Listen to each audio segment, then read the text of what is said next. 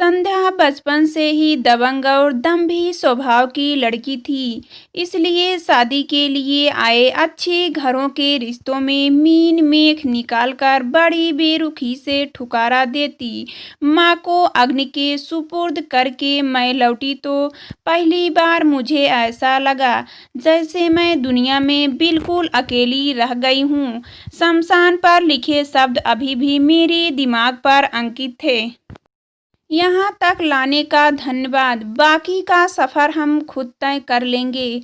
माँ तो परम शांत की ओर महाप्रस्थान कर गई और मुझे छोड़ गई।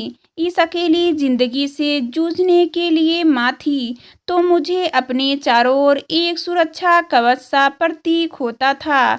शाम को जब तक मैं ऑफिस से न लौटती उनकी सुनी आंखें मुझे खोजती रहती और मुझे देखकर अपना सारा प्यार उड़ेल देती।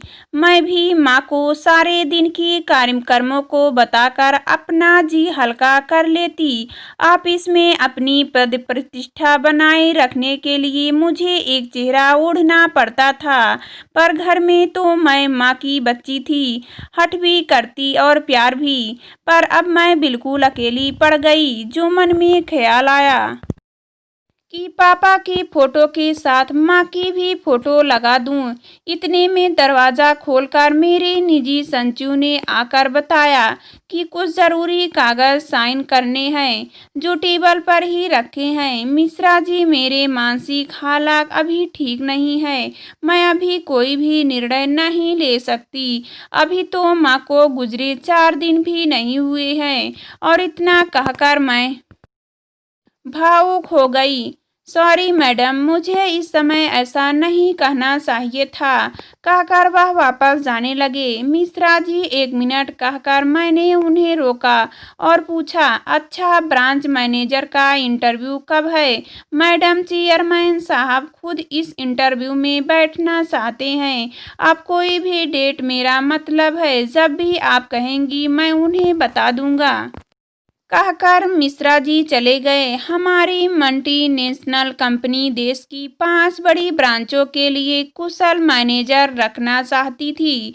6 महीने से चल रहे ये महत्वपूर्ण इंटरव्यू अब निर्णयात्मक दौर में थे।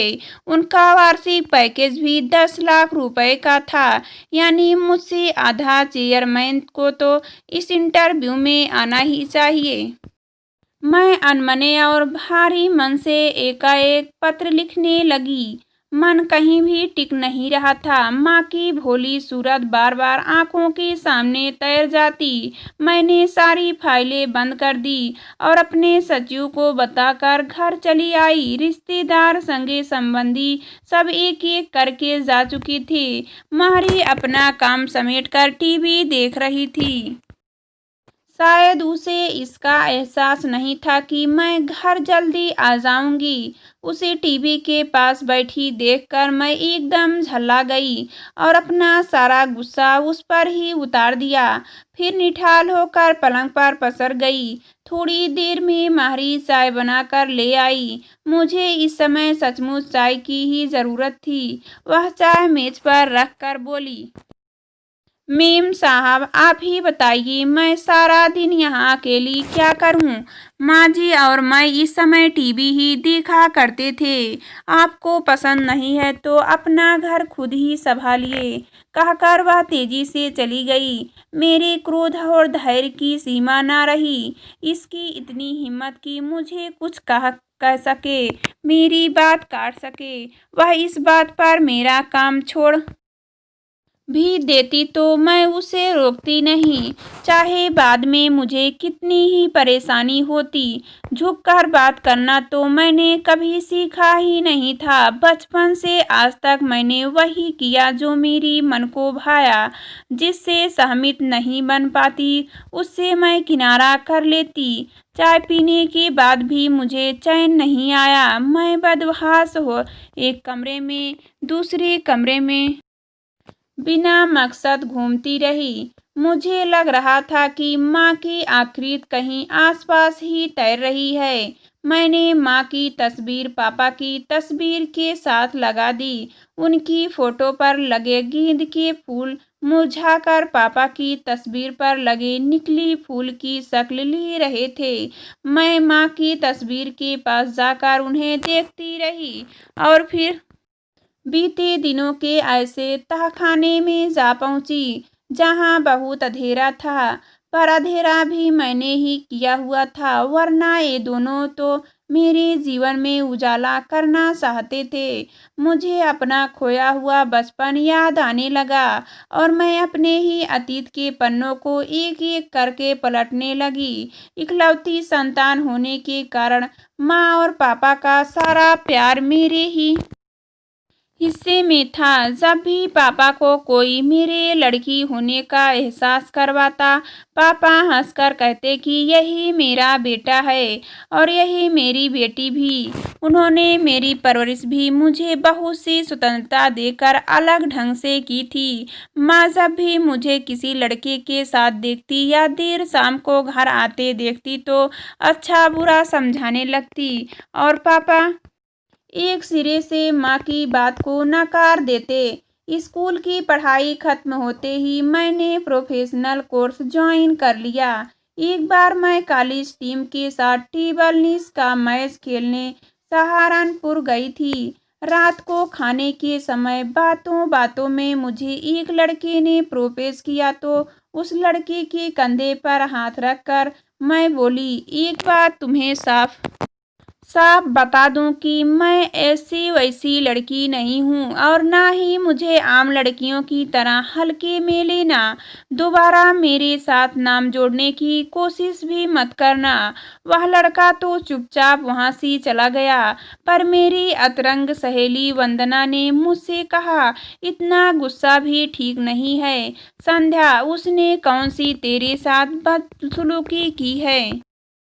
प्रपोज ही तो किया है, तो विनम्रता से इनकार कर देती। बात बात पर ऐसा रौद्र रूप दिखाना ठीक नहीं है। यह बात हमारे कॉलेज में दावानल की तरह फैल गई। मेरा कद 2 इंच और बढ़ गया। उसके बाद फिर किसी लड़के ने मेरी ओर आंख उठाने की भी हिम्मत नहीं की। पापा को अब मेरी शादी की चिंता सताने लगी, पर मैं अभी ठीक से सेटल नहीं हुई थी। वैसे भी मुझे अपने लिए एक ऐसा घरवर ढूंढना था जो मेरी बराबरी और विचारों के अनुकूल हो। मैं पापा के अनुरोध को टालना भी नहीं चाहती थी और शादी करके अपना आने वाला सुनहरा कल गंवाना भी नहीं चाहती थी। इसलिए पापा जब भी कोई रिश्ता लेकर आते, मैं कोई ना कोई कमी निकाल कर इनकार कर देती। एक दिन माँ पापा ने मेरी पसंद और नापसंद के बीच झूलते हुए दुखी मन से, शादी तो तुम्हें करनी ही पड़ेगी, यही समाज का नियम है, तुम अपनी नहीं तो हमारी चिंता करो, लोग कैसी कैसी बातें करते हैं। पापा की जिद के सामने मुझे झुकना ही पड़ा और मैं विनम्रता से बोली कि जो आपको उचित लगे और मेरे विचारों के अनुकूल हो, आप उससे मेरा विवाह कर सकते हो। जल्दी ही एक जगह बात पक्की हो गई। लड़का भारतीय सेना में डॉक्टर था। मुझे इस बात से संतोष था कि वह मेरे साथ नहीं रहेगा और मैं मनचाही नौकरी कर सकूंगी। शादी के दिन बड़े अनमने मन से तैयार हो रही थी। मुझे चूड़ा और कलीरे पहनना, महंगे लहंगे के साथ ढेर सारे जीवर और कोहनी तक मेहंदी रचना आदि आडंबर लगे। मैं सोचती रही कि जल्दी से किसी तरह यह निपटे तो इससे मुक्ति मिले। हर श्रृंगार पर मैं पूछती कि इसके बाद तो कुछ नहीं बचा है, क्यों पति के मिलने की इतनी जल्दी है? क्या सहेलिया ने पूछा, कोई और अवसर होता तो मैं कभी का उन्हें भगा चुकी होती, पर यह सामाजिक व्यवस्था थी, उस पर माँ पापा की इच्छा का भी ख्याल था। जितनी देर होती रही मेरा धैर्य चुकता रहा। उसी समय बारात आ गई। मेरी सहेलियों बारात देखने चली गई और मैं अकेली कमरे में बैठी थी। तभी मेरे पास वाले कमरे से पापा की आवाज़ आई, भाई साहब, हमसे जो बन पड़ा है हमने किया, कोई कमी रह गई हो तो हमें माफ़ कर दीजिए। मैंने देखा पापा हाथ जोड़कर विनती कर रहे थे। कार का इंतजाम इतनी जल्दी नहीं हो पाया, वरना उसी में बिठाकर बेटी को विदा करता। कार की तो कोई बात नहीं भाई साहब, बस अपनी बेटी के महंगे गहने शादी के फौरन बाद ही उतरवा दीजिए। इतना सुनना था कि मेरे तेवर चढ़ गए। क्या मैं इतनी कमज़ोर और अनपढ़ हूँ कि पापा को इतना कुछ देना पड़ रहा है? मैंने कहीं पर तहलका मचा दिया कि इन दहेज में लालची लोगों के घर मैं नहीं जाऊंगी। चारों तरफ एक अफरा-तफरी का माहौल खड़ा हो गया। लड़की वालों को लोग अर्धपूर्ण नज़रों से देखने लगे। पापा ने मुझे एक तरफ ले जाकर समझाने की कोशिश की, बेटी बात इतनी ना बढ़ाओ कि संभालनी मुश्किल हो जाए। वो बोले, लड़की की शादी में समाज और बिरादरी के भी कुछ नियम हैं। तुम क्या जानो कि क्या कुछ करना पड़ता है। बेटी पैदा होते ही अपना पिंजरा साथ लेकर आती है, इसमें लड़के वालों को कोई गलती नहीं है। इतने में किसी ने पुलिस को खबर भेज दी। फिर क्या था, टीवी चैनल और प्रिंट मीडिया ने मुझे चारों तरफ से घेर लिया। मैंने जो सुना देखा था वो थोड़ा बढ़ा चढ़ाकर कह दिया। लड़के और उसके घर वालों तो सलाखों के पीछे पहुंच गए और मुझे रातों रात लोग पहचानने लगे। मैं इंटरव्यू देती रही और मैं उसे छपाते रहे। उसके बाद तो कई सामाजिक संगठन और समाज सेवी संस्थाएं आकर मुझे मान सम्मान देने के लिए समय मांगती रही। कुछ दिनों में यह बात ठंडी हो गई। पापा ने थाने में कई चक्कर लगाकर उन्हें दहेज के आरोप से मुक्त करवा दिया, पर उन पर झालना तो लग ही चुका था। पापा उस दिन के बाद अंतर्मुखी हो गए और माँ भी ज़रूरत भर की बातें ही करती। उस हादसे से पापा इतना टूट गए कि दुनिया से उन्होंने नाता ही तोड़ लिया। हाँ, मरने से पहले पापा बता गए थे कि लड़के वालों की तरह से कोई दहेज की मांग नहीं थी। कार देने का वादा तो मैंने ही किया था और गहने उतरवाने की बात पहले से ही तय थी।